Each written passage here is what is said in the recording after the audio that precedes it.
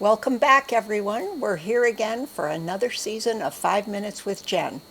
Jen Dayton, as you know, is our collection development manager here at the library, and she comes back every month or so to bring you 5 of her favorite new or forthcoming book group titles. So let me turn it over to Jen.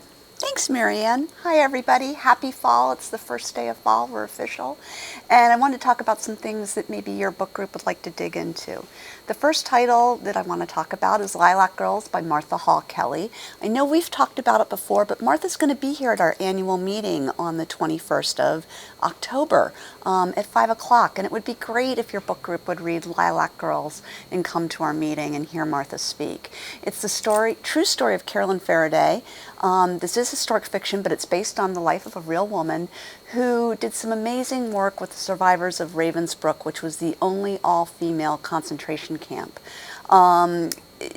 They had experiments conducted on them so that sulfa drugs could be tested by the Nazis. They simulated battle wounds and maimed these women and then tested sulfa drugs on them. Caroline brought them over to this country to hopefully get them rehabilitated. It's a wonderful read. There's lots of great meat there for your book group to talk about. And Martha's going to be here on the 21st. So keep that in the back of your head. It might be a good field trip for your book group. The next book is a book that I just recently finished. It took me 2 weeks to get through it because I did not want it to end. The Knicks is by Nathan Hill. It's a debut novel. It's getting lots of rave reviews. It's about a young man named Samuel who lost his way when his mother left him at the age of 12. But this is not a sad novel. This is one of the most funny, smart things I have read in a long, long time. It's a big book. It's not small. You might want to consider it for over the holidays, but you won't be disappointed. And the reason it took me 2 weeks to read it, I didn't want it to end. Ashes of Fiery Weather is another one of my favorites for the year. It's another debut. Kathleen Donahue looks at the lives of 6 generations of Irish women in Brooklyn who are some way connected with the New York City Fire Department. This is a big, fat, meaty family saga that does not disappoint, and it does not sort of fall back on pat family saga sort of ideals. I loved it. Everybody who I've given it to has loved it. Can't say enough good things about it. Pick it up for your book group. I know you won't be disappointed. If you just want some frothy, elegant fun, and I really think that's what this is, Gentleman in Moscow is your book. Amor Towles' second novel. It's about Count Rostov, who becomes a prisoner of the Soviet state in the 1920s and is sentenced to a life sentence in a hotel in Moscow. And instead of sort of writing it out, he makes life interesting for himself. Everyone who reads it gets a crush on Count Rostov. I trust that you will too.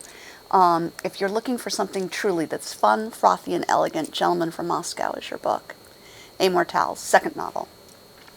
I'm finishing with what my favorite book of the year is.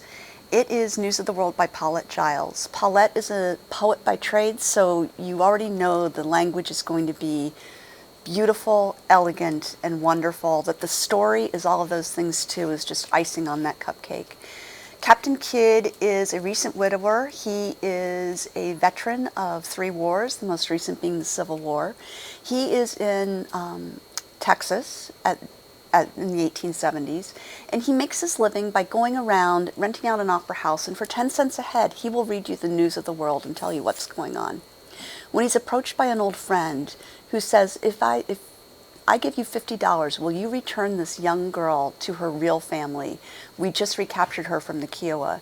He decides that it's worth the time and the money, and he takes her on a 400-mile journey across Texas to bring her to her real family.